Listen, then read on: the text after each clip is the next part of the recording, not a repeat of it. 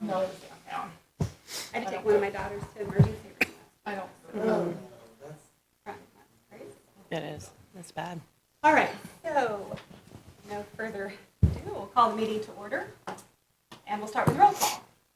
Kim Bailey, Here. Barb Belcher, Here. Maria Davies, Here. Susan Edmondson, Here. Ruth Johnson, Here. Kim York. Here. Next, we need approval of the agenda. Is there, sorry. We need an approval of the agenda. Is there a motion? I move to approve the agenda as presented. Is there a second? A second. Okay, any discussion? All those in favor, please raise your hand. Okay, motion passes. Tonight we have several informational items. First one is our staffing update, so let's turn that over to you. All right, appreciate the opportunity to visit with you about some things we're working on right now. Just a little context, as you recall, we approved the new attendance boundaries for next school year in December.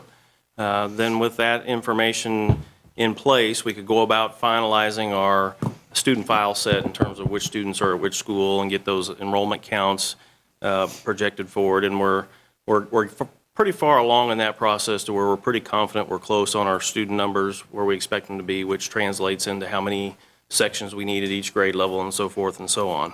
So that work continues, but we're to the point now where at the same time, Lisa's been working on this whole staffing process with the assistance of many others, including Dr. Volker here. There's conversations about scheduling at the middle school level with grades 6, 7, and 8 together that's ongoing, and we might touch on some of that as well. But we are to the point now where we're far enough along that we have some sense of how many staff members we're going to need at each level throughout the K-8 level in particular, where most of these changes are occurring. So with that context, I'll kind of turn it over to Lisa, and she'll kind of walk you through where we're at in this process. So. Thanks. You had a document attached for you for this evening. This document outlines the K through 8 certified staff changes that may occur during the 17-18 school year due to our grade level reconfiguration and some scheduling changes. It's important to remember, and I want to qualify everything we say tonight, it's important to remember that this is a preliminary draft. And as I continue to work with others like Mr. Randolph and Mr. Mitchell, Dr. Volker, Dr. Hoffman, et cetera, these very well may change, likely will actually. So it's also important to remember we're talking about FTE positions, full-time equivalency positions, not people tonight. So we're literally just talking about the position and not who will occupy it. And as I've said from the beginning, no one will be without a position because of this reconfiguration. So no matter how many times we say that, I still have people ask me, will I have a job next year? So just to be completely clear again, everyone will have a position with us. The other thing that's important to kind of keep in context is right now this year we have about 6,000 students enrolled. We don't anticipate that being much different next year. So if you have 6,000 this year and 6,000 next year, it makes sense that you would have about the same number of staff. So there won't be a large number added because we're reconfiguring. At least that's the goal. That's the goal. I've been charged with that, yes. And just as we do each year, as Dr. Monses said, we have what we think is a pretty good grasp on the numbers at each grade level in each building, but we continually reevaluate that as we go through the rest of this year and then through things like kindergarten roundup and enrollment. So I get all those little caveats to explain why this may change in the future. There's always hesitation for me to provide an update like this because once you've kind of said something, some people want to hold you to it. So that's why I've kind of listed all of those items that may cause this to change. So just please remember that it very well could happen. I'm going to take a few minutes just to summarize the different sections of this document. And then, of course, if you guys have any questions for me, I will be more than happy to answer them. We're going to start out by talking about the first grid, and these represent the grade level sections or core classes that I anticipate that we're going to need next year. We use enrollment to determine these, and the new boundaries as well as special programming determines where our kids land. So we think we're close again on this, but I might say the word change like 1,000 times tonight. I'll try not to. Our kindergarten numbers that you see are based upon the enrollment we have in kindergarten this year, so we know that number will change. We'll have a better idea at Roundup about how many kids we think will be coming in for the next school year, and may need to adjust those FTEs based upon that. As you'll recall, sometimes it's August and we're coming to you and saying, we need an additional kindergarten teacher because of the enrollment, and that could happen this year as well. You will see that the most notable change in that section is at the fifth grade level. By spreading out our fifth graders among 7 elementary schools rather than having them in 2 intermediate schools, it makes it a little more difficult to manage class sizes. So as a result, this next year, our fifth grade will be more similar in class size to our third and fourth grade versus our sixth and seventh. So right now, our fifth grade classes are around 27, 28 students per class. Next year, they'll be below 25 as it stands now. And in some cases, 22, 23. So that's quite a change. But because of that, we do have to add more sections. So that those did increase quite a bit. The opposite is true at 7th and 8th grade. Because of the proposed schedule design, it's allowed us to have a few less core teachers and replace those with positions that can be utilized in other areas like Project Lead the Way classes. I'm going to talk a little bit about an academic skills course we're proposing in a little bit. So it's balanced out. So when you look at that all in totality, it's an increase of 1 FTE. Okay. Could I ask a question? Yes. Okay, I'm not understanding for sure what you say. Would you, because I heard you say that we're going to have the same number of students that we have this year. Correct? Approximately, Okay, and yet I'm seeing that there is a -1 as far as, and -2 and -1 and so forth as far as teachers are concerned. Is that correct? Those are the positions. They're not actually people. They're the number of sections. So remember, we did the reboundary, so we've moved kids, Okay, and that's but- helped us balance. But you have the same number of kids, and so you would have the same number of students with the same number of teachers. Not necessarily. No, but not necessarily. If you have less teachers, you're going to have more kids per teacher, correct? we've reboundaried, so the kids are divided differently than they are now. So at one elementary school, you may have 3 sections that have 25 in them, but at another school, you have 4 sections that Okay, have well, then the 19. one that has 25, we should add a teacher.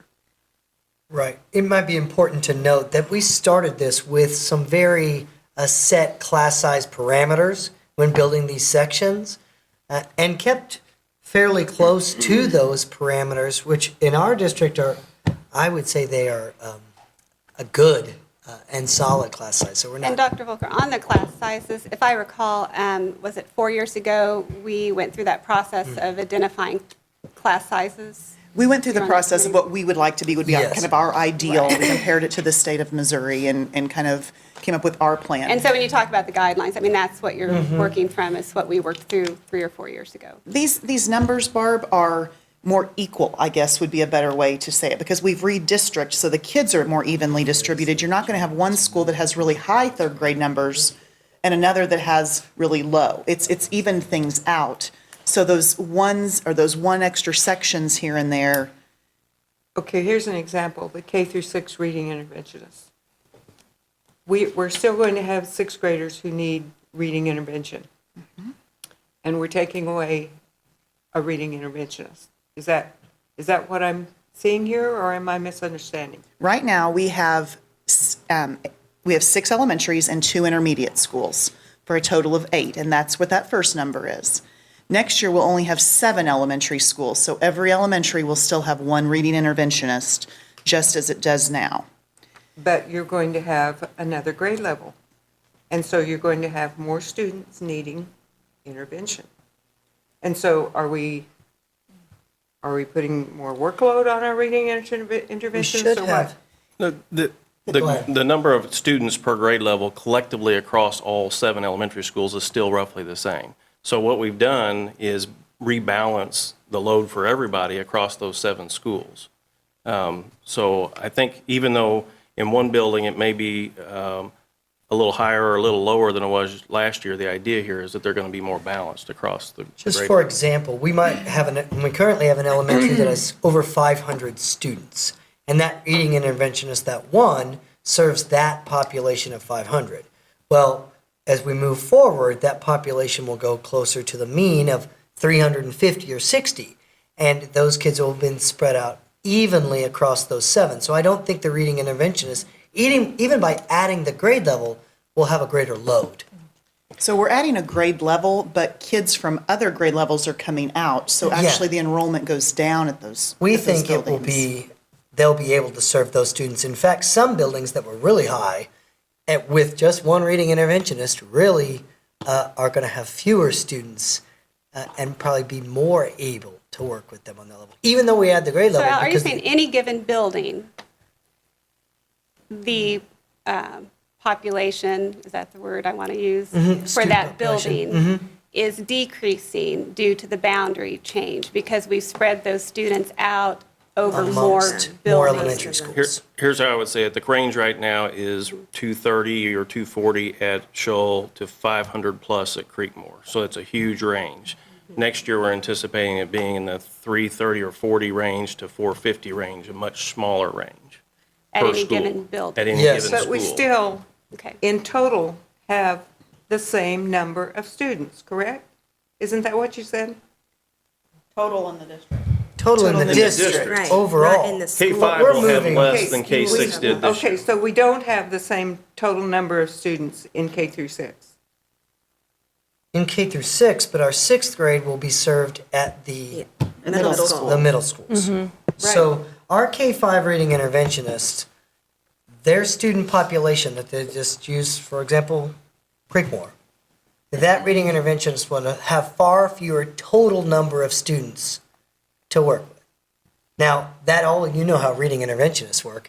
That's a year-by-year basis as kids come in and you... If you look in the second grouping and scroll down just a little bit, Michelle, I think I can help answer this Okay. question because there's a segment near the bottom that says core reading 7-8 this year, 6-8 next year goes from 1 to 2. So we are adding a core reading teacher at the middle school level, which is the one I think you're referring to, Barb, that would be essentially our 6th grade one now. So the number of reading interventionists overall is exactly the same. It's -1 in the elementary section, but in the middle school section where 6th grade's going up to, it's actually a +1, so that balances out. So somebody's just going to move up, Yes, whatever. because there's Move around 8 somewhere. schools now. And that's a pretty common throughout Yeah, this, whether it's that's our good. So- We actually so my- talked about that. That's a trend you'll see.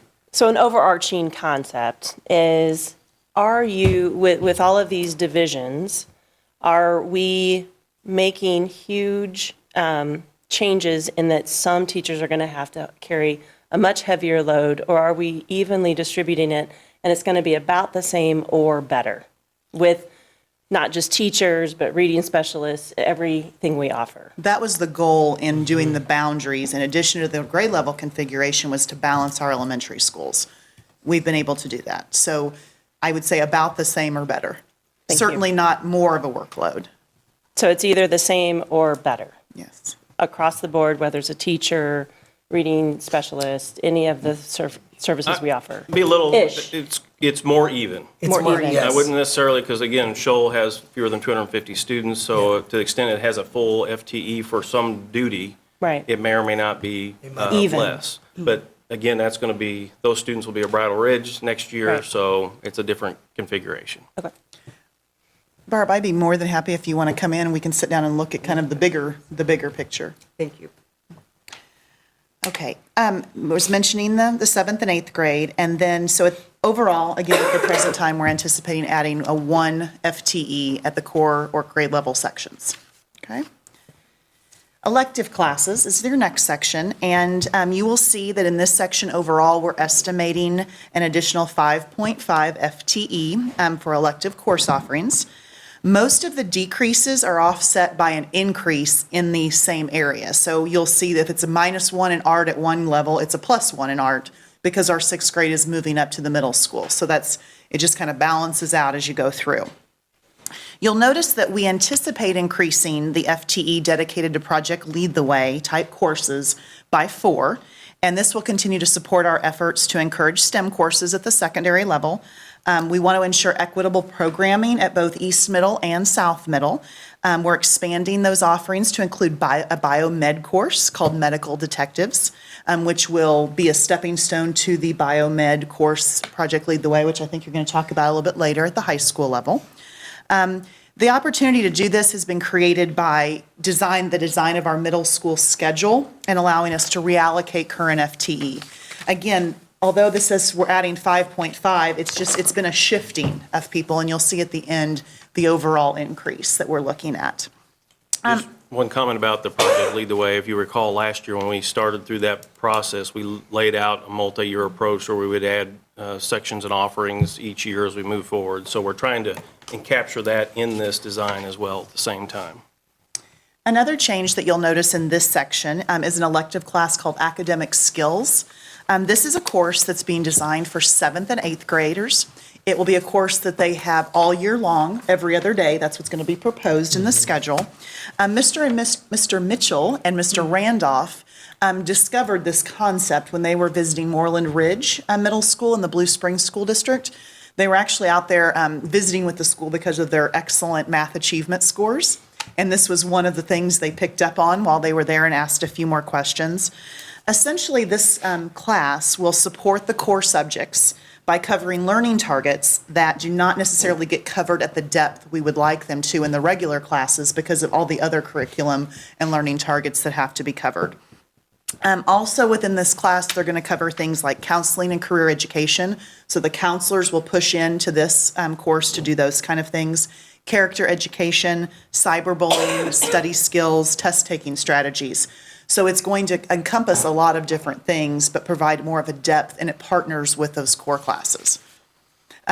Another benefit of adding the academic skills class is it allows our advisory course, which are, how many minutes a day approximately is advisory? I think 25. So right now at the middle school, that's being used for the counseling lessons and the career readiness to do some of the bullying lessons. By pulling those things out and putting them in the academic skills class, it'll allow our advisory time to be used truly more of an intervention time as it's being used at our elementary schools, which I know Mr. Randolph and Mr. Mitchell are really excited about, both remediation and enrichment time for kids. Is there any questions about that section before we go on? And so academic skills are not going to be just academic skills, they're going to be counseling? There are going to be some other components. We think that an area that you can incorporate some character education, for example. We really think we'd like to have a course that prepares our students for their movement to the high school. We know that encompasses lots of different things, from study skills to good character. Absolutely. They're So, looking at yeah. content reading strategies, Yes. that academic vocabulary that Yeah. sometimes we don't have enough time for in the regular classroom. So it being a supplement to add to both core and then some of the peripheral things. I will say I'm glad to hear the study or the note-taking because I've Yes. talked to several graduates that struggle. really felt like that was something they didn't have a good background in, was the note-taking in class. And all our teachers feel obligated to teach it and all realize they don't have time to go into that to the depth that our students need to be successful at the high school level and even in the post-secondary level. So we'd like to incorporate those things in that course. Is it going to be a mandatory Yes. for everybody? Yes. I think one of the things you can see here is that there's, at the middle school level in particular, we're kind of looking at the entire schedule, and our plan is to bring back more information on that at Right. the next work session to talk more specifically about what the schedule piece looks like with this. But there's been a study group working throughout the course of the gosh, year at the middle school, staff members with the administrators to try to identify, as we're making this change, bringing up a grade level and dividing into two schools, what is it that we can do with our schedule to best serve our students? And so we've got more information to bring about that, but it makes this more complicated than what it would have been because we're trying to marry some potential scheduling changes and course offering expansions that we're talking about to try to improve that while we're moving the pieces of staffing as we need it around the district, if you will. So we've got a lot of moving parts here. I tried really hard to make this grid simpler, and it just wasn't happening. So I kept it as detailed as I possibly could. Does this encompass, I guess, the life skills class also? Do these take into consideration those classes? This particular grid doesn't include special education positions. That's next on our list. Special education, support staff, and then extra duty positions. Those will be the next grids that come about. Yes, it's definitely on the radar, though. Okay, the last section represents our certified instructional support staff. And as you can see, again, minuses and pluses as you go along, just to highlight kind of a couple of sections here. The -2 net change in the ISS category occurs because our intermediate schools currently have certified teachers in the ISS/recovery classroom. Our elementary model, however, those are support positions. They're not a certified teacher in the recovery room. So this has created an opportunity to reallocate the FTE that we currently have allocated to that at the intermediates by moving an FTE from the high school down to South Middle and doing some reconfiguration. So again, we're not talking about people being eliminated or removed. We're just talking about that FTE being allocated in a different way. The other thing that you'll see is a negative here. It's a little bit of an odd number. It's hard to have 0.74 of an FTE, but that truly is what that is. Our LEAP and gifted education is being reduced, or we're proposing that it be reduced by 0.74 FTE because we're removing the intermediate level. So we have elementary now and we have middle, 2 sections essentially, instead of 3, elementary, intermediate, and then middle school. That's going to allow us to have a full-time staff member at our elementary level, a full-time staff member at our middle level, and be able to serve our students. Again, it's just because of that reconfiguration. I think, any questions about that section? Okay. All right. All right, so based upon this information, you can see the grand total there at the bottom. We are anticipating requesting a net FTE increase of 4.76 individuals. They're not individuals, they're positions at the K-8 level. That's, again, just a guesstimate at this point as we begin to move forward. Our next step in the staffing timeline process is to do just what Susan asked. We're going to put the similar document together for special education, support staff, and then our extra duty, because by adding another middle school, we've got to do some shifting with coaching staff and club sponsors, because we'll have those clubs and things at the South Middle. It may, though, because of this shift in students, if we have 2 assistant coaches at East, we might be able to reallocate one of those to South. So it's not like we're going to have to duplicate all of those positions, but there will be a few additions. And then, as we are working on the actual numbers of things, we are beginning to start putting staff in these places based upon several factors: the areas that they're certified in, the building and grade level preferences that they informed me of through the survey they took back in November, and then also with the ultimate goal to build really good, strong teams for our schools. So that process has definitely begun, and we're still very hopeful that we will be able to let staff know where they're placed for next year by the end of February, which is what we've said from last June when we proposed the staffing timeline. A couple other general comments I would add. If you really boil this complex chart down, basically it's about a potential increase in FTE of around 5. And if you go back and think about that 5th grade discussion, that's probably the big driving number. Most of what happens at the middle level is moving staff around and adjusting things per the schedule throughout. So that's probably driving the net increase in FTE about as much as anything. And there's no real way around that, because when we had all those 5th graders together in 2 buildings, we had much higher class sizes. And when we divide them among 7 buildings, there's not the opportunity to do that, because your choice becomes you're either going to have 18 in a class or 31, and there's no good way to split in between sometimes. So you're going to tend to go to the lower end of the spectrum on those. And I'm exaggerating the 18. It's probably really going from the 27, 28 average now to 22 to 24 average that we would probably anticipate for next year. So the good takeaway there is that grade level, we're going to have smaller class sizes on average. So that's what is driving the biggest part of this proposed or estimated change, if you will. And then you're going to see a similar thing with support staff. When you add 130,000 square feet to our facility system, we're going to need a few more custodians and so forth. So I wouldn't be surprised if we are in a similar mindset here with support staff in terms of numbers. But the caveat there is, as through the course of the spring, we get retirements and resignations and things like that, we will continue to evaluate case by case. Does that give us an opportunity for yet another shifting that would make sense and manage this number? Because it can get very expensive in a hurry, and we know we have a lot of other things we're going to want to invest in, and we're going to talk about that here a little later in the agenda.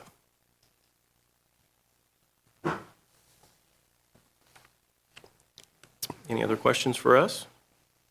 Thank you. All right, the takeaway is preliminary. You said it a couple times. It might change. Did we get that? Okay. Well, we appreciate you keeping us informed, and we'll remember that it might change. Yeah. How about this? We'll remember that it will change. It will. Yeah, It will. Okay, thank you. All right, next, we're moving on to our strategic plan update. We wanted to bring you kind of the year-end wrap-up for 2016 in terms of our strategic plan and the measures that we associate with our plan and our scorecard. So, Michelle, if you'll go ahead and open the scorecard, I'll transition to that fairly quickly.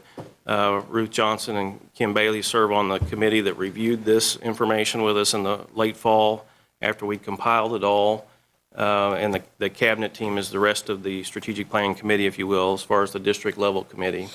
And we've made a few adjustments to the scorecard itself. And the most notable one is you see those kind of pinkish boxes, and those represent the state average on the measures that we have state averages on, which are the first 10 academic-related measures that we have.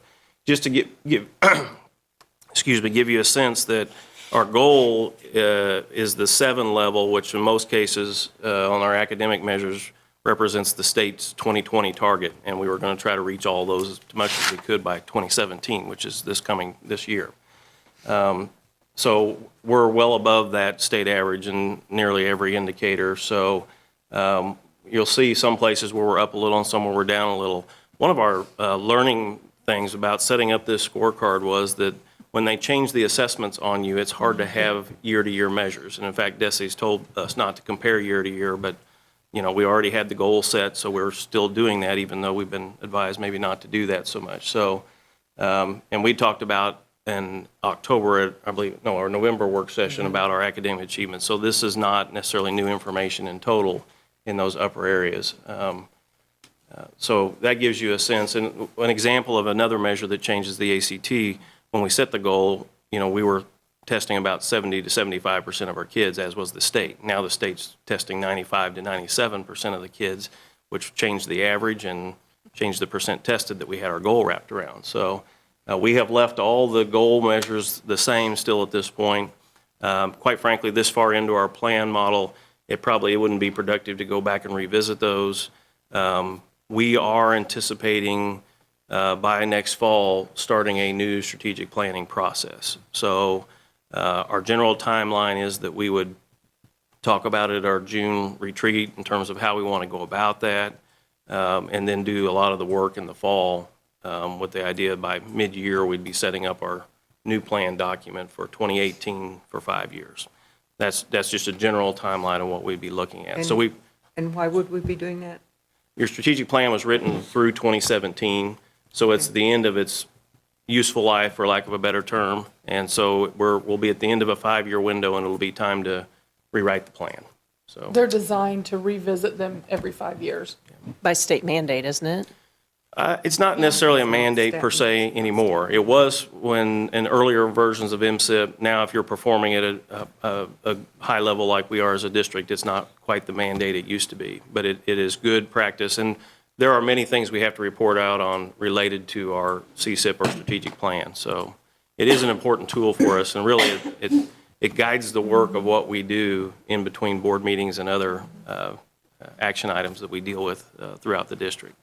And when we did this process first, well, I guess almost 5 years ago, it really was the first time, at least in a long time, that we had so much input from so many different areas, from the community, the teachers. I forget the numbers of people that were involved in the focus groups, soliciting input on what is important and what matters to people in terms of the district, which is what built all the things that we're looking at and measuring. And I think it makes sense after 5 years to revisit that and give people an opportunity. I guess, what's important changes over time, or what people have concerns about change over time. So it's another opportunity for us to get that public input that we want to utilize as we drive the things that we measure and monitor.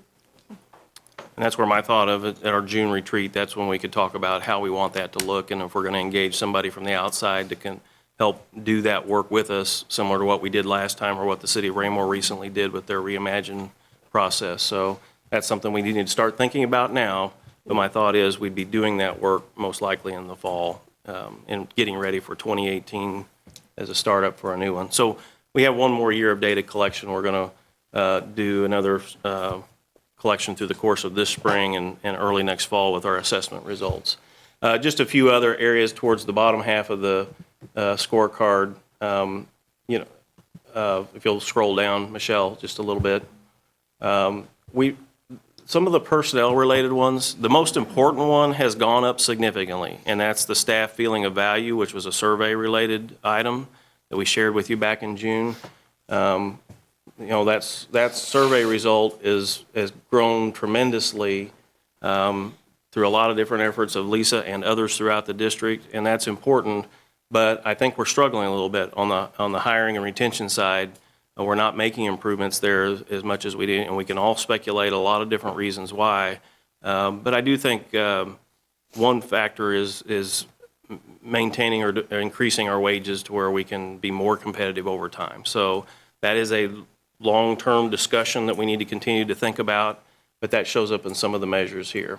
The general perception survey results we'd shared with you back in June after the spring survey, and those were generally very positive. So those are still captured here.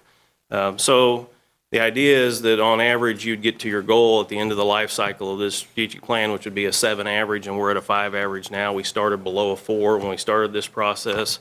Had it not been for some of the measures changing, we might have done a little better across time, but overall, we've done, I think, fairly well. And then, Michelle, if you'll pull up that Metro peer group. One other thing we started 2 years ago was identifying how we compare with some others that are more like us than not. So we kind of developed both a statewide peer group and a Metro peer group to have districts that are more demographically similar than the entire state population would be to us. So we put these together. We're not going to dwell on these, but basically it's just picking 10 districts, in this case the metro area, and seeing how we fare on some of these measures. And so we took those measures, and they're ranked in reverse to where 10 is the highest ranking. So as you move across there, except for the last one, which is expenditure per pupil, the lowest is given the highest score. So if you're spending less and getting high results, that's a good sign. And in our case, we're on the low end with a 7 rating in that regard, and our academic measures are mostly up in the 7 range, with ACT being one of our higher academic ranks. So just a way to see how we're doing collectively, and on average, with the KC Metro, we're at the 55th percentile, so we're just above the middle of this group, which when you're doing a group that's comparable to you, you would expect to be in the middle, and if you're above that, that's good. If you're below it, that's not as good, and we're at or above the middle when we look at these 2 peer groups. So this is all kind of Baldrige mindset, where part of continuous improvement is that you're measuring yourself not only against your own standards, but you're comparing yourself to others that are similar to you. So when you see scorecards on our program evaluations, that's really part of what that mindset is. If we're measuring things on a regular basis, we are more likely to focus on improving those measures. So Dr. Montes, the takeaway from this is that we are doing well spending less than others who are not necessarily doing as well. So we're doing a lot with the money that we have per pupil. I think that's very true. I think there's a pretty strong correlation on, typically statewide, on expenditure per pupil with similar districts and results. And for you to be on the lower half in spending and the higher half of this group in results academically is a very good, healthy sign. We highlight that in our budget document as well. It's the bang for your buck, so to speak. So I think we're doing fairly well with the resources we have, and this would indicate that. But obviously, it's it's an ongoing challenge for all of us, no doubt.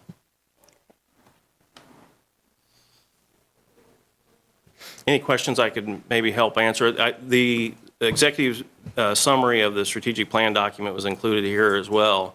And I would encourage you to kind of take some time to look through that if you haven't. We have, in one fashion or another, tried to address nearly every strategy or action step in that plan for the most part. There are some we've done more than others, but we've at least tried to do what we set out to do for the most part in terms of implementing strategies.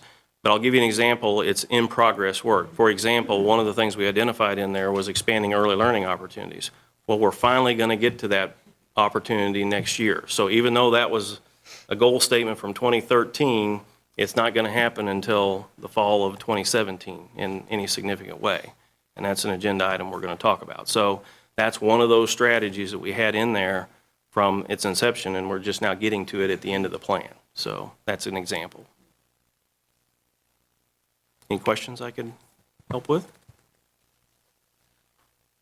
Well, it just seems to me that when our score for our workforce and our staff retention and so forth is so low, that maybe we need to expend a little more money. And instead of being the lowest person or whatever we were on the peer group document where it compared the peer group, it seems to me that it would do us well to be a little bit,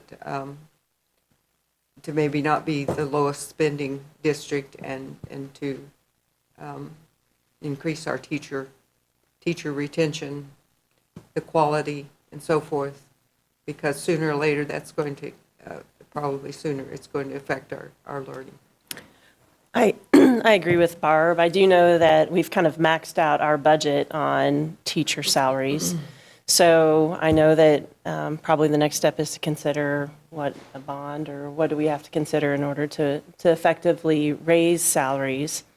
So I suggest we put that on the agenda at some point down the road to get the possibility of increase of salaries. And that's something that I think we would automatically address in our strategic planning process next fall if we haven't done so already by then. I mean, that's a discussion we can start in June at our retreat. That's a big step to take out, and we want to make sure if we're going to do that, we have all the right reasons and the data support doing that. So it's a conversation that needs to be had moving forward, and just a matter of picking the right time to do that. Because I think we're all in agreement.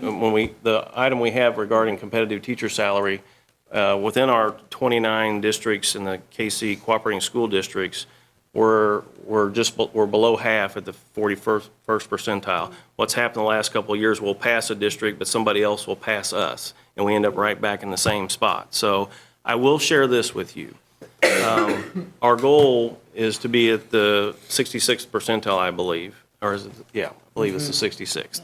So the gap between where we are now and that goal has shrunk from over 5,000. Lisa, do you remember what I told you? We were over 5,000 below that 66th percentile average staff member salary, and now it's closer to 4,000. We have made ground on our target in terms of dollars, but our position rank hasn't changed, if that's not too convoluted. So we have made up ground in terms of just dollar figures, but we haven't improved our ranking at all. And quite frankly, that's probably as important as anything, the ranking, because people are looking and comparing districts as they're entering into a teaching job sometimes. And just briefly, we're talking about people impacted, and that would just talking about certified, that's 400 or 800? That particular measure is 400 and some odd teachers. It's our certified staff for that particular measure. Okay. But Yeah. it's an equal discussion for our support staff Well, right, as well. I was curious about the measure, but just even using that, and I agree, that has been one of our goals, to figure out how we can move that up. that number that you just tossed out, the 4,000, that's 1.6 million of recurring annual expense that, we would have to figure out Right. how to get there. I had another It question. is time, I think, to try to move that as we have been. When we say workforce retention, does that include administrative staff, or is that just our classified and certified? Which line are we looking at? It's on staff retention, kind of in the middle of the page there. There's a certified percent score and a classified percent score. The certified percent score, I don't know if it includes administrators or not. Certified would include anyone with a certificate. Okay. Okay, So between the two categories, we do capture everybody. so there, okay, you do capture everybody between those two. All right, that answers my question. Thank you. The other thing I'll just mention with you, I know this may not be your favorite thing to look at as a board, and I do think it makes us as a district probably more focused on continuous improvement than most districts are. And that's kind of that whole Baldrige mindset that the board started even before I got here. So we're several years into that in terms of at least district level planning, if you will. Our process and at least some of this information gets shared by others as a good practice. So I would congratulate the board on staying with that over time. So hopefully we can continue to do that. Dr. Monson, this is a side note, but at one point, we were working on trying to, collaborate with other districts on getting key benchmarks and measures that we could compare amongst one another. What happened with that? Well, it's been really difficult to try to find a group of even, say, 10 districts that would be willing to measure all the same things. And agree upon how to measure them. And agree upon how to measure it. I would say within the Kansas City Metro, Park Hill, Platte County, and us would be the three that are doing this kind of stuff on a regular basis, and that's not a big enough sample to be Right. useful. So we went to those list of 10 items that we knew we could get through other sources for all those districts. So there's still an interest in that, but there aren't enough districts that are in the pool with us, so to speak, to work out. So. Well, and just as a side note too, along with this, and then later on when we talk about priority considerations, we may have some big crunches at the state level coming in. Yeah. So we're going to be fighting our funding in general, not just what are we wanting to do, but what are we going to have to do to keep what we've got. And I'll touch on that in a little more depth after we kind of get through the list of priority considerations on our next agenda item. But we have a convolution of several factors that are going to come together this year at the same time that we're going to have to make some tougher decisions than we've had to make the last 2 or 3 years at least. So I'll try to touch on those without scaring everybody too much. So. Well, thank you for this information. I would like to just kind of remind everyone where we came from. 5 years ago, we did not have this nice one-page summary or two-page, how many is, of all of our goals and actual measurements for them. We did not have measurements, if you all recall, And so now to have a plan and to have things to actually measure how we're doing, I don't know if everyone has a large enough appreciation for what it took to get there. So thank you all. I appreciate all the board members that came before us, all the work you put into that. I see it being very beneficial. Well, it makes it a lot easier to make decisions and to help prioritize things when, we've agreed on what the goals are and we know what we're trying to move or not move. So, It's hard to hit a goal if you don't identify it. okay. All right. Are we ready to move on? Any other comments or questions here? Okay.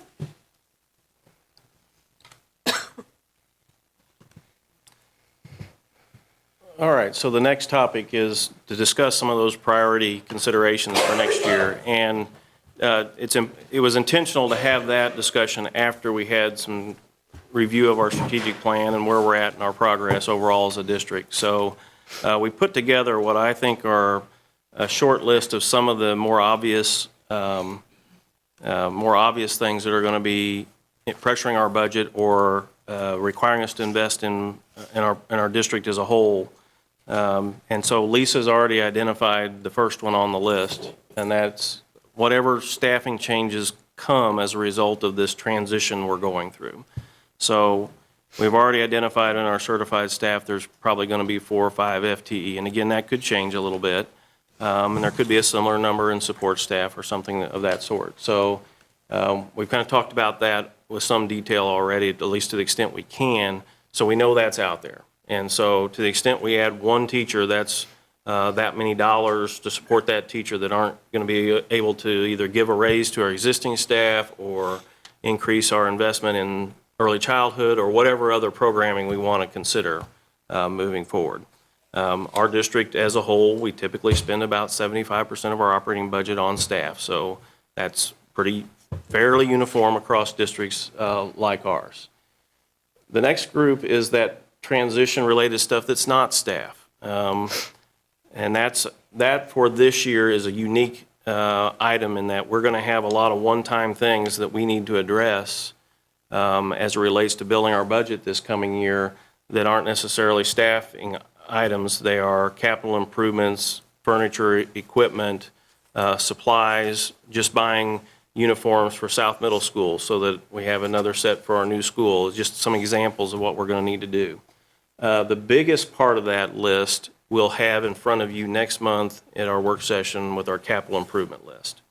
When we finished up our design with the high school and got it out to bid, basically we ended up with a project that utilized most of the funds for the bond issue that we had available to us, with the caveat that we knew at the time we were putting in extra money potentially from reserves to build that storm shelter into the design. It was about a $750,000 add that I think the board was extremely interested in for good reason, and that we knew that that ultimately was going to have to come from reserves. And that's still the case, but in addition to that, I think it's going to be a bigger number than what that is, because we still need to do Eagle Glen, Bridle Ridge, and the shoal improvements. We have some parking lot improvements that are just going to have to be done with on this campus and the South Middle School campus, and we're looking at Eagle Glen as well. So we're working with the design team now to work on those estimates, or what we're going to need to do at Eagle Glen, Bridle Ridge, shoal, parking lot improvements, playground improvements, things of that sort. And then we factor in, we're going to have to buy furniture for some additional classrooms. We're going to have to buy infrastructure for technology, whether it's servers, switches, wireless access points for that 130,000 square foot that we're adding to the system, so to speak. If I had to give you an estimate today about what that total investment of reserves is, instead of 750, it probably needs to be closer to $2 million to get the job done. Fortunately for us, we have reserves that we've kind of stored up for this purpose. It would lower our balances by about 3% to do something like that. We have a range of 20 to 26, and right now we're projecting to be at the 24% range at the end of the year. So we would still be in that range for next year at the end of the year if we did that much in one-time expenditures. I just want to put that out there in front of you, and without all the details of what that's going to buy, but by this time next month, we'll have that in front of you in draft form to say, here's what we need to spend at each school to make all this really be complete and done as best we can moving forward. So that's where we're at in our planning process to try to identify what that list will be. And like anything, we put a number in our mind about what we think replacing a parking lot should be. And then when you talk to the engineers and the architects, it ends up being twice as much. So we're working on scope, we're working on design, but we're going to start with a list of what we think we really need to make this transition really work. And then if we have to pare back from there, we can. So that's a fairly big number, but the advantage is it's all essentially one-time expenditures that you don't have to repeat the following year. So that's the good news. So just want to put that out there. We'll be talking about that list in February, and then the overall budget impact as we get to the March work session. And Bruce's point's well taken. We have a lot more uncertainty at the state level right now than we probably had for 2 or 3 years at least. So we've got a lot of moving parts happening at the same time. Any questions about that? Again, I'm not really excited about using all those reserves that we've talked about potentially, but it does keep us within the range that we have as our target range. We're still very healthy overall in terms of balances when we're 20% or above, which is where we intend to keep it if we can. So, any questions about that? All right, then the early childhood expansion, we've been in front of you a couple times in the fall with some ideas there, and we're getting further along. I think, Michelle, you might open the staffing sheet first to kind of talk about this. So as we expand this program, Dr. Hoffman, if you want to come up on and up, yeah. join us, we may need some of your expertise here as well. We talked about a combination approach. We wanted to expand opportunities for kids in both time and the number of students served with our early childhood program expansion. So right now, other than our early childhood special education, we have just a 2-day-a-week, half-day program. So we're serving about 80 students through that for 6 hours a week, roughly. So what we're suggesting at this point in our planning is to go to a 5-day-a-week program, and then with that 5-day-a-week program, have the half-day component. It would require a whole nother teacher and aide in order to facilitate that. In addition, we talked about some MPP grant opportunities, and that would be more of the full-day type program. It's a full-day model for those. And we talked about applying for 1 or 2 of those kind of classrooms to add more slots, and again, those have more time than what we're currently offering. So that would be the growth in number of total students we serve, whereas the other part, expanding the half-day program, is increasing the time element for the ones we're serving. So really wanting to do both at the same time to the extent we can. So we would still envision having our high school child development program located in the same building. We've already kind of picked out some of the what we think is the best spot for them potentially. All of early childhood special education would move there, of course, from Raymore Elementary, and so that's several teachers, several aides, supporting services of speech, occupational physical therapy, things of that sort. So all of that program would move as well. Really then, what we're looking at to really make the program work is adding a director, making sure need to have a secretarial support in the building, and the director being the administrator of the program at the building level, a secretary, and a nurse. We think with our early childhood special education kids, it's really important to have that nursing support. So Are we going to shoot for an RN versus an LPN then? I think we always try to, if we can get them secured. Very competitive market in that field right now, Yes. there's no doubt about that. Difficult. So with all of that, then we would, the Panther Cub as it is right now wouldn't operate as Panther Cub per se. We would include that in the program as a wraparound service for before and after care. So students that need to be dropped off before the preschool academic session started, we could have before care and likewise after care at the end of the day. Or if they're in a half-a-day program, we could have an aftercare that would include the whole afternoon. So it would still be a The full day. second half of the day, for example. Still be a full-day program regardless of which classroom they're in. So Just something that was shared with me, and I don't know if it's really a good spot to stick it in there. They were concerned about the start times of Shoal versus, if they live up by Creekmore and getting their child to Creekmore and then trying to get them down here on time, the logistics of the start times. Go ahead. I think there's going to be enough flexibility with the before and after care Right. option. So the thought here is if we put them in the half-day program, if that's what they're signing up for, they could flex their schedule to what it needed to be as long as it was in that 5-hour window. They could come before they go to their child's school at Creekmore, or they could come after in theory and still potentially meet the window. There's quite a bit of flexibility in that. When you sign up for that half day, you truly are signing up for that half day. So if That you was just needed a that concern that was hour shared, before to drop your child off to get your elementary student to Creekmore, you could easily do Okay. that within that 5-hour half day window. Right. So that's kind of what we're envisioning for the program level. So you're adding a staff member to expand the time for the half-day program, and then you're expanding staff members, I say staff member, 2, a teacher and an aide. You're expanding staff members to the extent you add full day.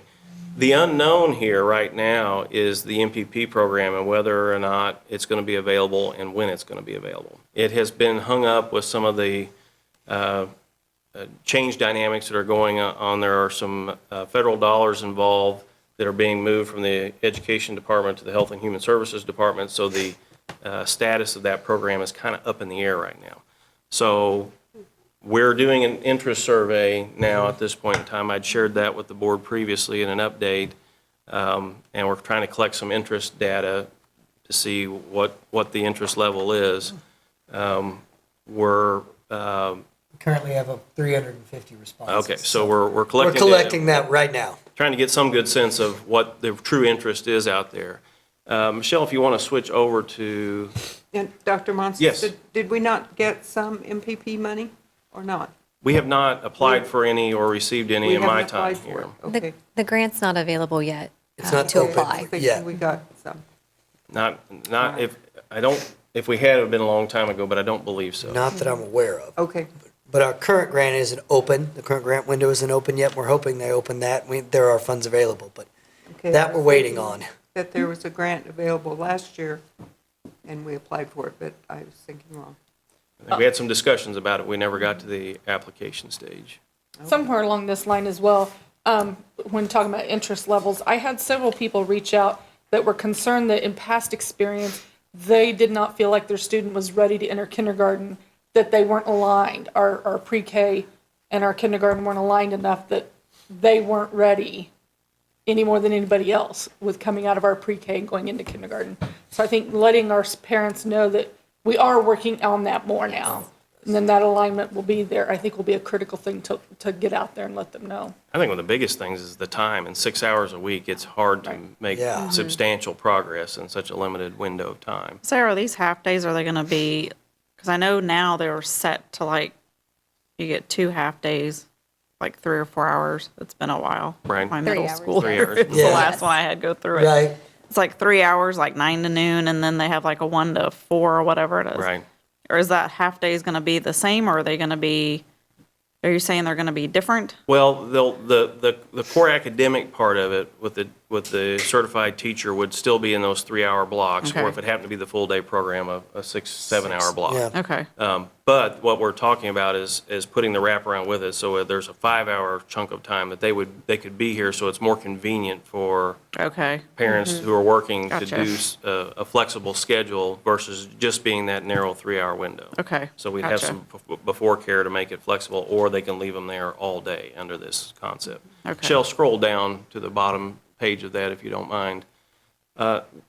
We put in here a couple of different tuition models, and in the fall, we had talked about some type of sliding scale for tuition. We're not charging for this 6-hour-a-week program that we have now, but again, it's not giving much coverage. When we go to a more expanded program, I think it's really fair to have some kind of sliding scale. And in fact, I think it's fair to our other providers in the community that we don't give something away that they're charging for completely for our families who can't afford that. Now, there's a caveat to that. We are expecting to provide the facility, the custodial support and all that within the program, but there is some thought of having a sliding scale for tuition. So we put together a couple of drafts here for you for reference purposes. We'll talk about this particular one. The one above, it's a little more convoluted, but basically the idea being here is that some number of around $150 weeks would be the full pay. And that's all day, 5 days a week in that scenario. And then last time I talked about 5 different levels potentially of a sliding scale, but we thought it might make more sense to tie it to free and reduced lunch eligibility, because those are standards that are already out there and we already have, and that you'd get a discount if you're reduced, you'd get a further discount if you're free lunch eligible. Those students that are free lunch eligible traditionally have been the ones who benefit the most from having early childhood education. There's a lot of research supporting that effort. So we plugged in some different price points and played around with it, trying to come up with what would be supportive of the program, with the idea that as a district, we're still going to add more support than what we're doing now, but we might need some tuition support to make it work as well without really breaking the bank, if you will. So when we do that, though, we have to make some assumptions. And so this is laid out with 40 full-day students, which would be 2 full-day classrooms. Whether we get MPP or not is still kind of up in the air. And whether or not the interest is there, that's obviously still up in the air as well. And then 80 half-day, which we have now, except they're going to be 5 days a week now instead of 2 days a week under this model. And then the 4-day program column that you see there, those are our peer models that are mixed in with our special education classrooms. And so it's a much smaller number of those students, I think maybe about 20 total. But the thought there is that program operates 4 days a week. If that's all parents want to bring them, that would be a good fit for them, and we could do 80% tuition to translate into that. And so then this kind of calculates the total tuition, and I've assumed for discussion purposes now that we would get 1 PMPP classroom grant funded, but again, it's early to know that. If we could actually get 2, that improves the math, so to speak. So our total revenue in that scenario is around $470,000 for the program. And then sliding down to the bottom, we've kind of laid out the staffing that we think it would take to support that number of students. So there's 120 roughly pre-K students plus our 80 to 100 special education students, so we're in the 220 total range that we'd be serving. And as far as the non-special education staff, we'd have 4 teachers, 5 paraprofessionals. Our Panther Pride is still a guesstimate based on how many people will access those services, want to be there before and after, but we're kind of pulling in numbers from our Panther Cub that we have now operating at Raymore as a starting point. And then the director, secretary, and nurse that I mentioned earlier in terms of positions. I don't have custodial support here. The idea is that building is in operation now with custodians and utilities and things of that sort. So we're just kind of leaving that as assumed district contribution as it would be now. Under that scenario, we'd be investing about $100,000 more than we are now in the program, because right now we're basically we're paying for that teacher and the para that's working at Raymore for that 2-day-a-week program now. And so by laying all this out and setting it up in its own building, this draft or scenario would have us contributing another $100,000 plus a little bit more probably. And again, there's a lot of fluctuation, moving parts in here. This model can evolve as we get more feedback data, get some sense of whether or not MPP is viable, and if it's not, we may come back to you with some different numbers. Sometime in mid to late spring, though, we'll want to land on what we think is our tuition rate so that we can advertise that as we sign people up moving into the summertime. So, Is there any other, I know Belton, and I know there are big rivalries, but they have like Grace. Have anybody gone over there and looked and compared to we see? go a lot. There today. Or, Dr. or any Hoffman and other I are district regulars that, at Grace. our size that Yeah, Yes. has. absolutely. Doesn't part of This that already- have to do with their free and reduced rate is like twice ours, so they're able to get more grants than we are? There is some truth to that they have access to some resources that we may not because of their demographic differences. But I know they have been twice now, I think, including this morning, or was it today or yesterday? Today, we've been It was today. twice in the last This 2 morning, I weeks. was thinking, Just the last So, 2 weeks. and they've been Yes. recognized as one of the best early childhood programs in the state. And so they're a good one to model off of, and they're right next door. So even though there's differences in what we could offer and how we would offer it, there's a lot to learn from them, and yes. that's part of the research they've been doing, so. So absolutely, we've been there and we're looking at different aspects of the program, how they're they lay out their classrooms, how their instructional day looks. So are we all not this going to stuff. offer the 2 half days anymore then? Are we going to totally get rid of that? Because just, Here's what I would say to that. If somebody wants less than 5 days, we'd probably steer them to the 4-day option. And if they choose to only bring in 3, that's their choice. But I don't know that we're going to build it into the model. Right. I think our interest is to get the real return that we want, they're going to need to spend more time rather than Okay. less. And by return, you mean educational. That's right. Absolutely, academic, yes. Academic growth is what we're really we're wanting to see that Yeah. academic growth. And Developmental the more time as well, yes. Yeah, developmental growth, yeah. Developmental. It's not quite the same as we talk about academics at 3rd grade and above, per se. So It's a good point. it's a good question. We will have the high school child development has a more limited schedule. So we've got some options there, but we'd rather, I think, focus on the ones we can have for more time, if you will, and really make more of an impact. Yeah. So that's good. I think that should be our focus, and there'll be families that'll have unique scheduling issues that I'm sure we'll try to work with and work around. Like Well, that's what I was wondering. I was wondering if we were going to lose some families that take advantage of that 2 free half days because they can't afford to send their kids to any preschool at all, Right. because I know they can get pricey. So that's why I was wondering if we were going to lose some kids that maybe really need to be, even if it is just 2 half days, just to get them used to being socialized or whatever. Right. And just, out of the home environment, sitting in the classroom, just the basics of learning. No, I totally understand. No, I certainly understand that. I think we would find some way to work with them with a shared, if there's 2 people interested in that, there might be a way to share a slot or something Right. like that. We Right. can be creative in that regard. And then we'll also have the child development classroom as well, which will be tuition free. So Yeah.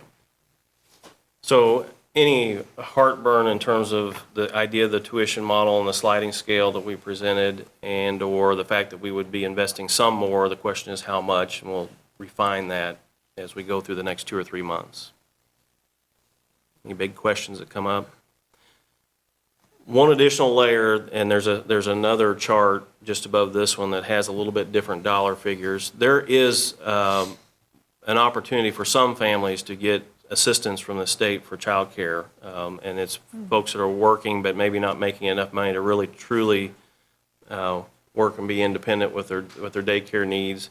And so we played around with an idea of setting our free lunch eligible rate at or around the reimbursement rate or the maximum reimbursement rate. So that's what that $75 represents. In Cass County, I think the most somebody can get is $15 a day for reimbursement. So it wouldn't be a large number of families, I wouldn't think, but that accessing that program and the paperwork that goes with it's fairly convoluted. So my thought right now is to focus on the lower model, and those families could still, that are eligible for that program, could still apply it towards whatever our fee structure is, whether it's the $50 or what have you. I think that's really an important point on this, that whichever model that we end up going with, families can still apply to receive that assistance and then use that towards whatever rate we select. Is that assistance they receive ongoing, or is it more like a It's means tested. It's based on their income at the time, Yes. and they have to go through a process to get qualified. We're still learning about that because none of us are. So it's not like a tax credit or something? It's actual money that It's they actual, receive? right. Okay. Well, that's interesting. Uh-huh. Yeah, there's lot paperwork of involved, and then at some point, the reimbursement flows back to us, is, I believe, how it works. And how many people do we think it would be the free lunch group or the reduced lunch group? It's, their both. threshold Be a for that little bit of both. $15 a day is very similar to the free reduced threshold that we have for the school lunch For program. both free and both. reduced? For free. Oh, for the free, free. okay. They have a sliding scale also that's different amounts if you're just above that level, but, so they have a reduced rate version Some could get that's not free. 15, some could get 12 a day, some could get 10. That is based on their income, and then that would come back to us relative to that. And they might Well, have to the extent we learned about that and made a resource available to help Yes, Yeah. with that, if we could, that would be. for Well, families, in Good Susan's thing. case, families who might not be able to afford, but there are avenues of support, so we can help them regarding that area. It is work that they do have to do. I mean, it is paperwork they have to complete, work with the Division of Family Services to get that accomplished, but There's it a is lot. possible. So some version of that will likely be included in the model, and might be, frankly, we just set it at, the free rate is the $50. Free lunch eligible threshold is our $50 rate per week, and they can either go through that effort to get the assistance or not based on their individual family decision. It's their choice, not ours, in that regard. So that's kind of the mindset. And of course, at this point, the numbers, at some point, we'll have to land on a tuition number, but in terms of how many are going to be in each category, the big question, I think, for us to consider at this point is, if we know we want to invest some more in our staffing to make this program really grow, how much more do we want to go, and do we want to wait to see if we can get the MPP funding before we add those additional classrooms, the full-day classrooms? We don't have enough information to know even what a timeline might be for that, but it could be that we add this much, and then in July, August, September, we're coming back and talking about expanding again. The beauty of that early childhood program, it doesn't have to line up exactly with the school year. Those MPP classrooms sometimes get approved off cycle a little bit. They never quite follow our school year per se, or they don't always. So that's a possibility here. You know, and another question that I had, you know, in thinking about this model is very different than clearly anything else we do. And one of the differences is people aren't obliged to stay, right? So the flip side here is someone might try it through Christmas and decide their family situation has changed and they want to keep, you know, Susie home for, you know, whatever. How will we make that work with teacher contracts? Are we going to have the same contract provisions for the staff that we hire here? Or do we have an exception to that because of the nature of the difference of this? I think for our certified staff member, we would still have to have them on a But the teacher other, I contract. can't. The supporting see staff that. members, we have more flexibility in that regard, so. And we would let them know that. I mean, clearly the staffing has Right. to be contingent upon Absolutely. that we still have the students to serve. Okay. That's why I'm suggesting we might wait. If the MPP is going to be one of our driving factors, let's say we add one full-day classroom, but we're not going to do more than that until we get the MPP grant, that could happen 3 months later or 2 months later. It might be in a little different cycle. So there's going to need to be some flexibility as we get this program development going over the next couple of years. And I know I said this previously, but it's going to be very important to monitor this financially in a different way than we do anything else, because it can change because of the dynamics of it. Right. Collections are going to be important and something we haven't had to deal with very much. And staying on top of that, because this could be the kind of thing where we get 2 months down the road and we don't realize something changed, and, you know, now Right. it's flipped completely opposite than what we thought. So it'll be important that our director, or I forget the title, that they have Director. some financial background and are going to be on top of the finances of it, in my mind, or somebody. Yeah, we'll have somebody. I don't know We who will- that is. we will somebody. support them. Al can do it. I- Dr. Volker. I don't know if I'd choose Maybe myself, Michelle. but we will support them. We have thought about that. It really is an important consideration because we don't have programs similar to this, and in the collection side, monitoring that fiscally and being And responsible. it's the kind of thing that, you know, in 2 weeks, it can be totally different than what it was. I think when you build a program, what we've seen even visiting Grace, when you build a program and you have that consistently, it's been up and going, it maintains a rather consistent flow. Right. It's, as Dr. Monsa said, in the development side. And as you begin to start this program, you're going to have and be a little flexible regarding,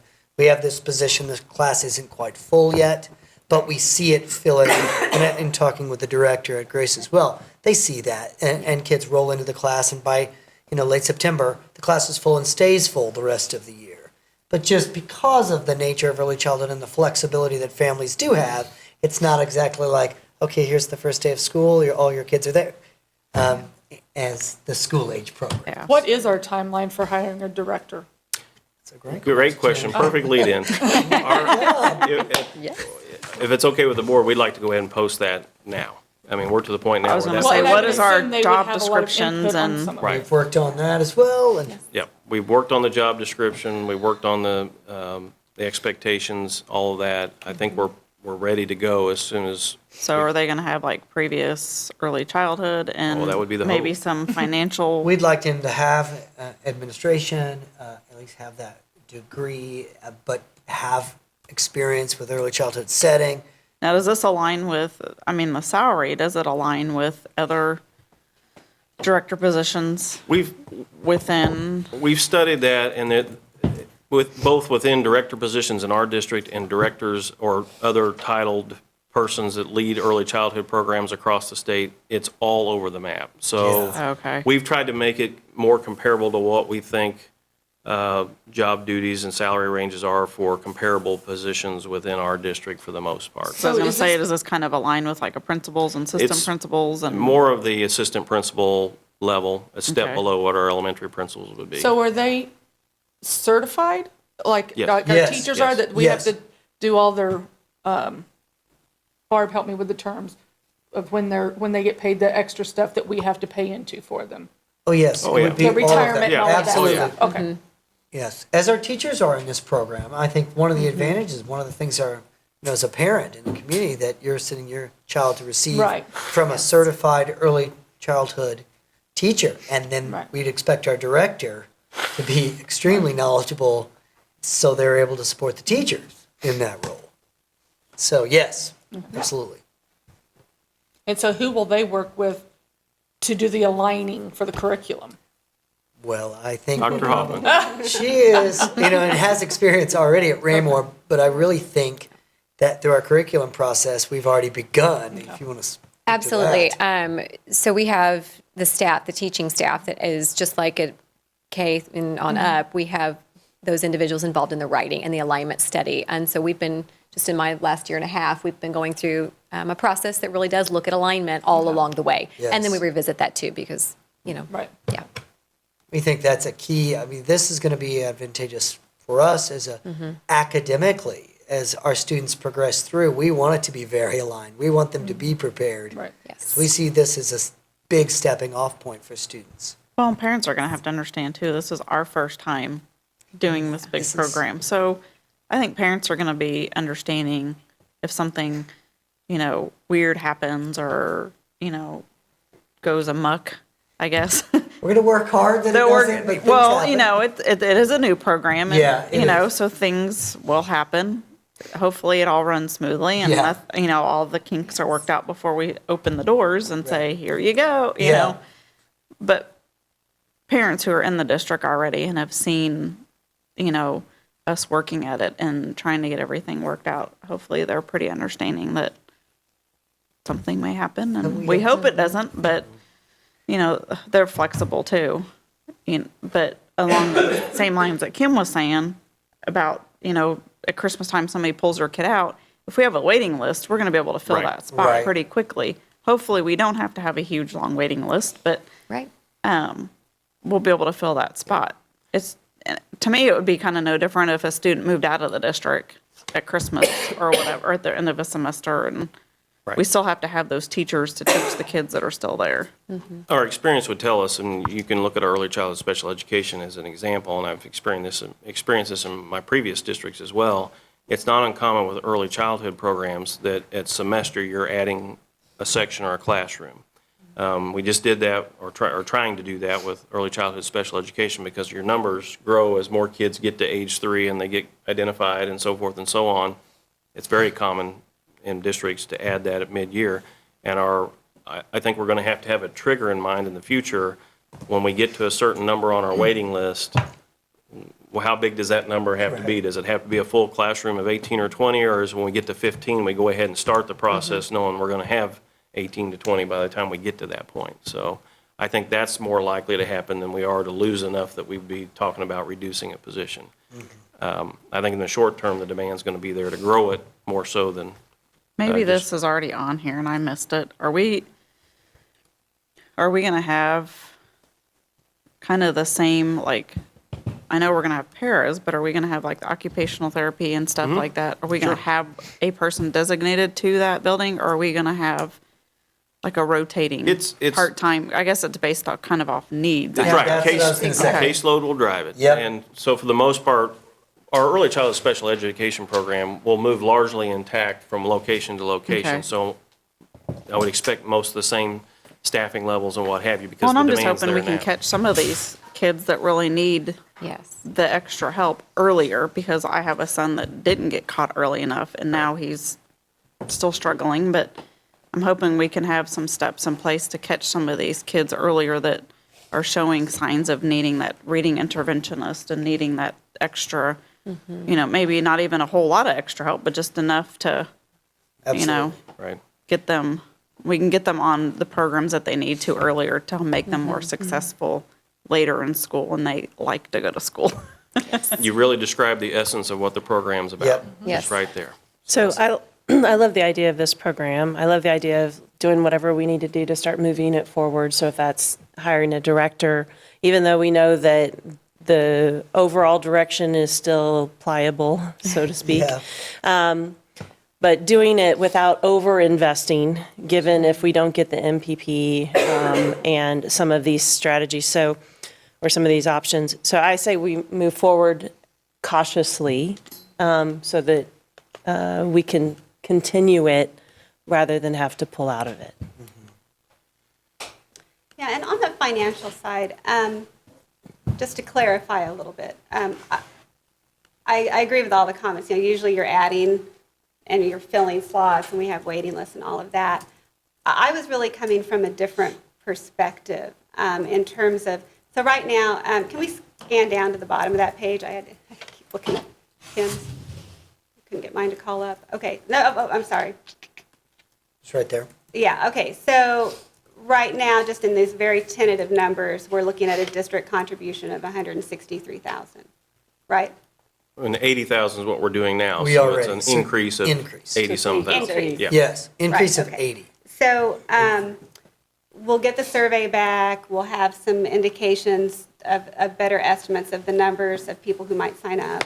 And obviously, when it gets closer to, you know, July, August, we'll refine those numbers. I think what would be useful would be to have some ranges. So Dr. Monses, you know, the model that you brought to the district with our long-term, you know, financial planning. If we could look at some different scenarios, we're going to be making a lot of decisions in the next, I don't know, upcoming several months, Right. budgeting decisions. Right. And in my mind, this is the one that has the most variableness to it. Now, is it going to, we have our reserves, if we end up having to spend $200,000 more, and we know next year it's going to flip around, you know, it's going to be a learning curve. So I'm Right. not concerned about the amount of money, I mean, within reason, obviously. Right. Right.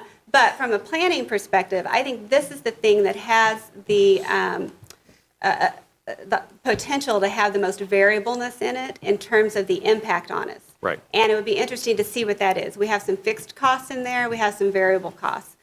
If our attendance is cut in half, we still have those fixed costs. And so it would be nice to see a couple scenarios on this so we know what the range is. Right. Not all of those fixed I'm costs. guessing the range is 160 is the best case scenario, and maybe 300 to 350 is the worst case. But what is that range? I mean, Right. it could be that 800,000 is the worst case, or, you know, it isn't. I just did the math, but Right. Right. it'd have to be really bad if that, and it's not going to be really bad because people are going to be excited about it. But we need to be able to factor that in. Right. While we're making other decisions, we can sit there and say, well, what if we need another couple 100,000 for this? The answer may very well be, we're going to take it from reserves and not worry about it. But I'd feel better saying that if I knew the range was 200 to 500 and not 200 to a million or 200 Right. to 800, right? Right. And intuitively I know it, but I'd like for you all to tell us. Well, there's a pretty simple way. Let's say we got to the semester and nobody came back. Well, I'm just giving you worst. Worst case scenario. Will not Just happen. really hope that We got doesn't to the happen. semester and nobody came back. So in theory, Well, all I don't mean that, Dres. the 5 contracted positions are the 4 teachers and the director. That's $290,000. We would be obligated to complete that contract, and we'd assign them somewhere else. This, again, worst case scenario. And then the other support staff members, they're at-will employees. You likely need them somewhere else in the district in positions that are open, so I doubt anybody would have to lose a job. So worst case scenario, for the second half of the year, that'd be $150,000 that you, for that half of the year, basically. Now, are So- these, go ahead. That's if nobody That's comes if- back. Worst case scenario. I think it would actually be worse if half of them came back. Does That's true. Your Panther, numbers would be worse. That's true. is it Panther Cub Academy? Mm-hmm. Do we charge Yes. Yes, we do. right now? Yeah. Yes. So It's they'll be coming over to Shoal too. Yeah. We hope most of them will come. Sure. So we already are doing that cost anyway right. in the collections part of it. And like I stuff, said, at the so, end of the day, yeah. we're committed to this. I know, as I a would board agree. we are. And if it costs an extra 200 or 300, I'm sure we'll approve taking it from the reserves. What? It just impacts, we're going to be talking about taking a lot of things from reserves. We haven't had to do that before. So we've got the construction coming from the reserves. We've got state government that's going to start taking our money or not giving us as much money that's going to impact our reserves. We've got this that's going to impact our, we haven't had a year like this in a long time where our list of things that needs to come from the reserves is longer than our list of other things. Of new revenue and everything Yes, else, right. so.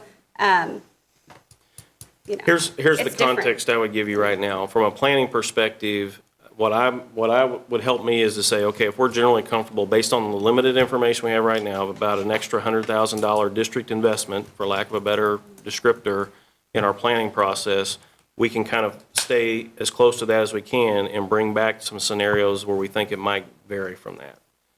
That's kind of what I'm thinking right now would help us from a planning perspective. So, and until we get some idea on MPP, it's going to be very difficult to get much closer right now. So we need to get that timeline out in front of us and the survey feedback to get a sense of what the enrollment demand might be. I think it's going to be overwhelming, and I think we're going to have it, even with the staffing we've outlined here, we'll have a waiting list fairly quickly.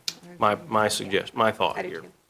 So. And really, one other scenario would be good. I don't spend a lot of time. The MPP grant's only $80,000, and honestly, if you just took whatever, based on the survey and what you think it's going to be, just cut that in half. I think that's going to be the worst case scenario, because we're still, if you cut it in half, you still have to have the fixed cost of director, secretary, nurse. So what does that look like? And I think that answers the question. I'm going to say $325,000. I'd say you're probably not too far off. So. All right. All right, so Michelle, if you'll switch back then to the priority consideration list. I appreciate that feedback and that input. I know Dr. Hoffman, Dr. Volker have worked really hard gathering information, learning about how it works in other districts, and we want to get it off to a good start. But we will get the director position posted, and hopefully by the February regular meeting have a candidate identified for you to help us get that program really off the ground and going. A few other programs that I mentioned here that don't have anywhere near the price tag per se of some of the ones we've looked at. Project Lead the Way, we've already been talking about for a year and a half now, and we're to the point now where we've identified a phase-in process, and so we're looking towards expanding that program as we talked about last year. We do have the benefit that DESE still has some very good enhancement grant monies available. So you're going to see at next week's board meeting our applications to enter into the biomedical program with some support, high school. This is the high school level right now we're talking about for biomedical, some for the engineering program to expand that to the next class. So every time we add a class, there's a set of equipment supplies that go with that class, and they reimburse up anywhere from 50 to 75% of that. So it's a really nice grant program to help those classes grow and expand. The culinary program, with the new addition, they're going to have a true culinary classroom, and so you're going to see an application for some equipment to supplement that, to go into that program. We put a lot of equipment into it already just with the project, but then there's even more yet that we can add to that. And then the computer science. So we're going to add some sections there, which would kind of some high-end computers that would need to support that one. So again, with a matching grant, it's not a ton of investment. And given the fact that we did some similar programs this year in terms of enhancement grants, it'll be fairly close to budget neutral because we're just going to replace the old grants with the new grants, and the impact to the overall budget will be relatively small. At the middle school level, we will have some staffing things that are being built into that overall schedule adjustment that will go with that, but they're adding some medical detectives and some of those other courses, some more computer science. Energy and the environment. Engineering courses. So With adding these, do we have the teachers currently that are certified to teach these new classes, or is this something we're going to have to? they will all have to go through a training program. Yes. And that's somewhere, usually it's at Rolla or someplace like that, a couple weeks in the summer, I believe, 1 week or 2 weeks. Depends. Project Lead the Way. Most of them Okay. are a week, but some of them, like energy and the environment, are 3 days. Okay, so 3 days to a week worth of training they'll have to go through. And you'll see in our grant applications, we've identified as of now who we think that teacher will be to teach that class. We've been going through a process to select all those based on their interests and skills. But that it could change, but in your grant application, you have to identify which staff member you would be sending to the training and so forth, so. I will say, just to start, we've gotten off to a very positive start in this program. It's been very exciting, and we appreciate your support. This is just the continuation of that, and we believe it's going to continue to grow and serve our students. This might be kind of a tangent off of this, but have we been able to even just get a high-level look at the teachers at the high school of numbers-wise? Are we going to be able to just transition everybody from 2 buildings to 1? Or are we going to have to add any staff for next year? Do we have any idea on that yet? I don't know how far in depth we've gone with that, but quite frankly, when you combine from 2 to 1, it's more likely that you're going to have a surplus than it is have additional needs. That's the likely scenario. I don't know if Lisa has any more We've thoughts on done that. a little work, and I think Mr. Miller and Lisa Hatfield have definitely worked in this area to make it fairly neutral on the staffing side, to coming together. But in that process, the high school level is often driven by Right. student interest and enrollment, but we really think it could be a staffing neutral situation. And in fact, some efficiencies in certain areas. We'll see. Definitely working on that, though, no doubt. Well, this is very exciting. And when we had the opportunity to tour and go see those classrooms, they were very vibrant and dynamic, and the kids were excited and the teachers were excited. And it was a good thing. I had a question. In one of those, I'm not sure which one mentioned it, but they were talking about as they got to the second year or the second time they were doing things, finding ways to utilize the supplies differently and different purchasing decisions and whatnot. Is there a way to, network with other districts doing this and try to pre-learn some of those things? I believe Dr. Barr is pretty good at that. Okay. I believe she's currently doing that and has reached out to multiple districts to find that list of truly needed supplies, Right. other than just listed supplies by the program. So, Even for the culinary program, For all the of Pro it. Start program, there's a desirable list, and then there's what you really What need you really to. need. yes, and we're working on that as well. Okay. I know Dr. Barr is, for sure. Yeah. Good job. Okay, so then the next area is the CAPS program that we had talked about, last year, and then we went and entered into the agreement to be part of that consortium that Raytown Schools is kind of hosting for us. And at this point, it would function very similar to Cash Career or Summit Tech, where it's a tuition-based model. It's not until we get through the enrollment process that we'll have any sense of how much the demand is here, and I don't know what our limitation will be necessarily on slots. There's a lot of districts in play here. So if there's 10 kids eligible or that sign up for it and we have slots available for it and the tuition's $3,000, that's $30,000 that, we're not going to be able to reduce a teacher because 10 kids go to a half-day CAPS program. So that's a potential budget item, obviously.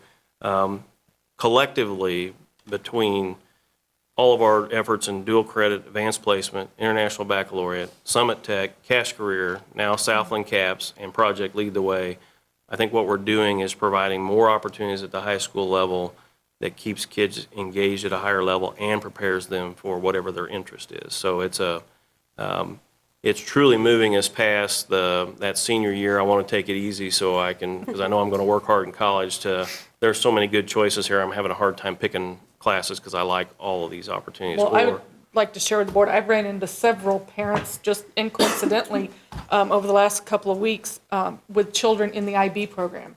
And they have done nothing but rave about it. And some of them were even surprised at how well their student was doing because they weren't quite sure how they would fit into it. But they've been extremely happy with the IB program and how it's getting started up. I've heard the same in talking with several parents around that. They're absolutely loving the IB program and find it, I had one student who's in the IB program just come up and personally thank me as a board member for the opportunities that's going to open up for her that she wouldn't have had she not had access to the IB I had a mom program. today say they had found something that their student had written last summer before school started, and then looking at something that they've just written, and she said it was almost amazing, just amazing how different in a short amount of time, how much their writing had increased. Good. Because of the IB program. The thing I love about this, though, is all of the programs we're offering are helping a wide variety of students. So IB helps one's going in this direction. The caps. So I love that we're not bunching up around one student group. That that's- we're offering options around all groups, and I really appreciate that. And the CAPS program in this case is expected to grow slowly over time. They're just talking about 2 programs for next year. So whether it's veterinary science or the IT track, there's not as many students that might be interested in just that narrow band, but there'll be more over time. So good opportunity here, and I'm glad we're participating in it, and we'll know more about the budget impact after we go through the orientation meeting and see what kids' enrollments are. And then we got the math resource adoption. If you recall, a year ago, we approved a revised math curriculum, and we've been now this year studying the resources we need to support that. So it's kind of the cycle we did with ELA and then math, and now we're doing science and social studies where we do the in-depth curriculum review one year, and then the next year we're into the resource selection adoption. So when you get into math, you're talking a big adoption. It touches every student virtually every year they're in school here. So that's going to have a fairly significant price tag, and that's one that isn't necessarily reoccurring, probably something we're going to need to transition over a couple of years, more than likely. So we put it on here as it's a potential significant dollar figure that you could consider it out of reserves or not out of reserve, depending on how you want to classify it. And I think it could be argued both ways. Dr. Volker would like to argue that we need a lot more resources in this area because we went several years without any significant adoptions. I was going to say, I would have expected it to be more. Yeah, so it could be. Our group has done a really nice job identifying the areas of strength and looking for resources that are going to best meet the needs of our teachers and our students in this. And I think while they were fiscally responsible in that process, but it was about academics. And we believe these numbers are fairly accurate. They are an estimate, but we're fairly far along in the process. So we have some decent estimates to give you regarding this. And we do think a 2-year phase-in would even be appropriate relative to the professional development that's required, because you guys know you can't just have a resource adoption and not have good professional development about the new resources that you're putting in our teachers' hands and in our classrooms. So a 2-year phase-in, we think, is even appropriate regarding the professional development that would be required. Because that would be additional to the resource. Yeah, there's some not near the number. I mean, this number we think is fairly accurate for the resource. The professional development number would be far less than that, but it's still very necessary in the process. So I wanted to get that out there in front of you because it's going to be one of those needs that we have and need to address moving forward. And then the last item on this particular list was the strings program that we had some conversations about earlier in the fall. We did do our interest survey. Didn't get a ton of high school students responding to that survey, but quite a few at the intermediate, middle school level. There's certainly some level of interest there. It's just a matter of, what would that look like? When it came down to forcing a selection, would you take strings, traditional band, choir, or theater? It's still a distant fourth on that list when it was a forced choice kind of thing. But there certainly is enough numbers there that we could explore something. It was discussed at one point about maybe trying it as a club, so maybe that's what we ought to think about in the meantime. I think there's definitely enough interest to explore it. I don't know that I would say that this is the best year to go full bore into the program per se if we want to go down that road. But, I want the board to give that some thought and consideration and kind of let us know in the next month or two where we're at with that. We did add, just so you might recall, we did add another band, full-time band position in the district, I believe 2 years ago now. This is the second year for that position. So we added a staff member to that program not too long ago. And I don't know at this point if we have any good sense. We're not really expecting a change with the restructuring in terms of what that staffing needs to be. So it's not exactly the same, but it's a related program. So we just need to think about what we want to do there. So, and likewise, anything else. Part of the reason of putting this list together is I wanted to make sure some of the big ticket items were out in front of you to start thinking about and mulling on. There are a lot of other smaller decision points we're going to have, And I mentioned here that we, at this point, haven't even received our requests from all the department heads and building administrators, although most of them understand with all this transition that that's going to have to be the emphasis, first and foremost, for next year as we plan. So I think they're going to be realistic in that regard, but we'll have another list of things from them. And then likewise, if you as board members have things that you want us to do research on or get some sense of what the cost might be or what the program benefits might be, we can do that as well. So as those come up, you can share it with them whatever way is convenient for you. So I don't know if there's any you want to throw out there tonight, but we're willing to do some work on them if you do. We're focused on the transition, obviously, but we're glad to put other things on the list as needed, so. I'm really excited about the new culinary program. I think that's a lot of interest out there in other schools with that program. So I'm really excited for us to get that program up and going here, because I think that's a whole new avenue that we've not had before.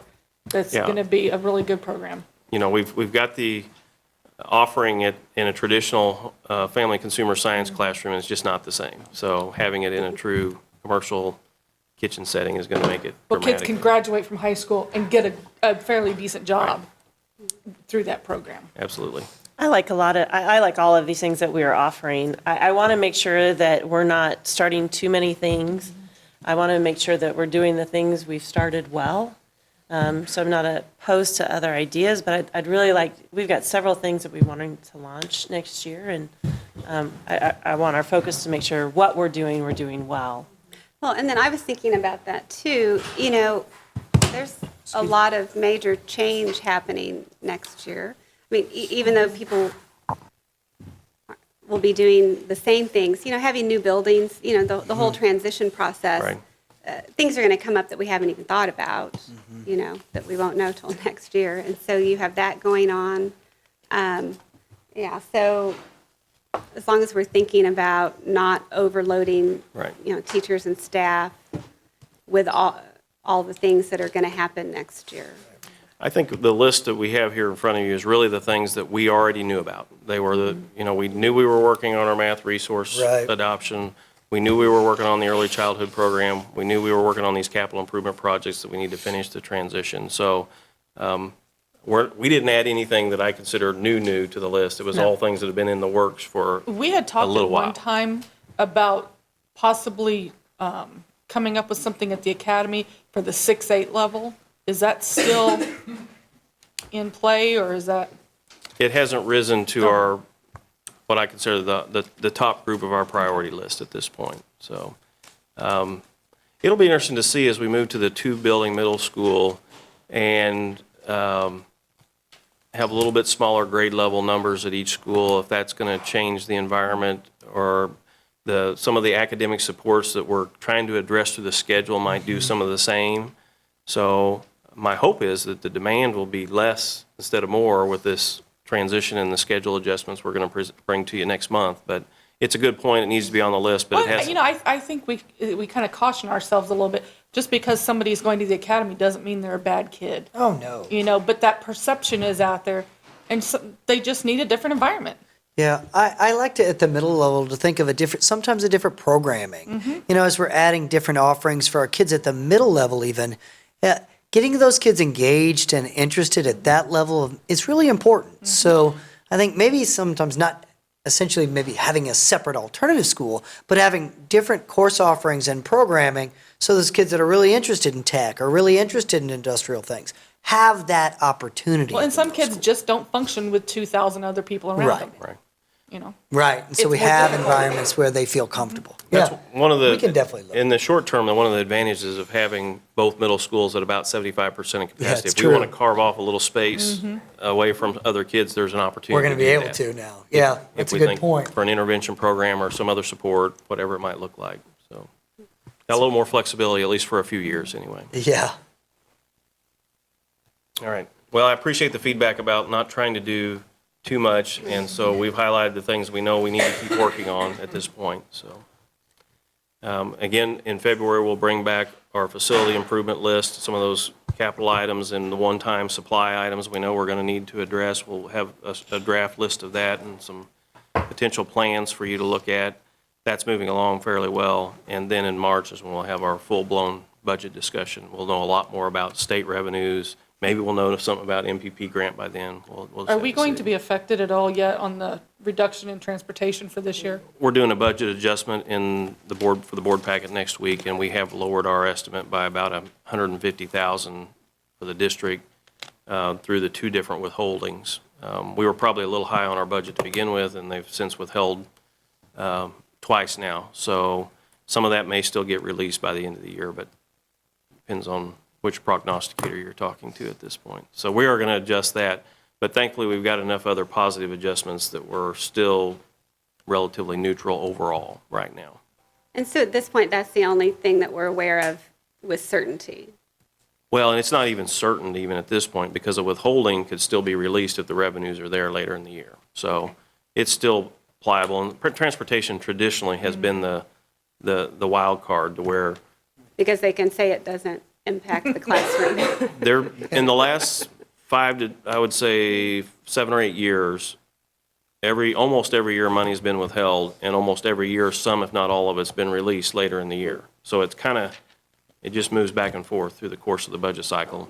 And quite frankly, we're, again, with having healthy reserves, we can work around that for 1 year. It's just a matter of trying to determine if it's recurring. The overall trend, though, has been state used to fund transportation $160 million. Now it's down in the 80s. It's been cut in half in the last 8 to 10 years.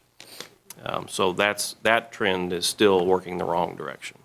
And so as we move into, the budget cycle, we're going to have some increased degree of unknowns than what we're usually used to working with, I think, this year from a state funding level. Some of our decisions may need to be later in the cycle than what they normally are, whether that's our insurance renewal or some of our other programs or the text adoption or whatever. We may wait longer than we would otherwise. Right. And back to my point on, spending from reserves, I think it would be helpful, and I'm not sure, you'll figure out how to think about this, or you probably already have. There could be things that impact us for the next 2, 3, 5 years from a state level, theoretically, that we need to be thinking about that we didn't have to worry about quite so much before. Right. And so I could see us needing to see scenarios on, okay, what if transportation is cut and we have to, work from reserves on that for 3 years?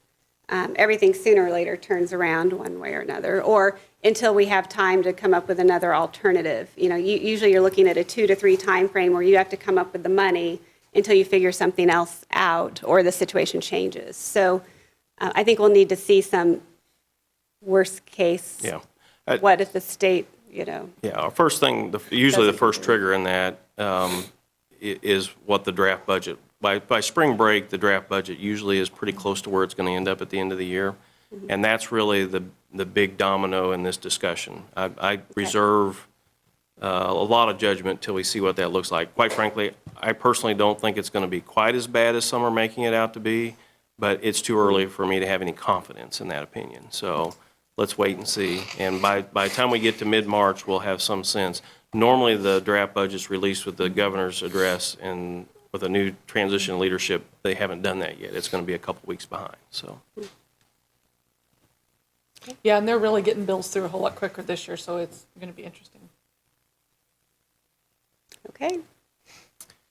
All right. One last thing I have on the agenda, just for some quick feedback. As part of my evaluation process, we've kind of talked about what the tools should look like over the last year or two.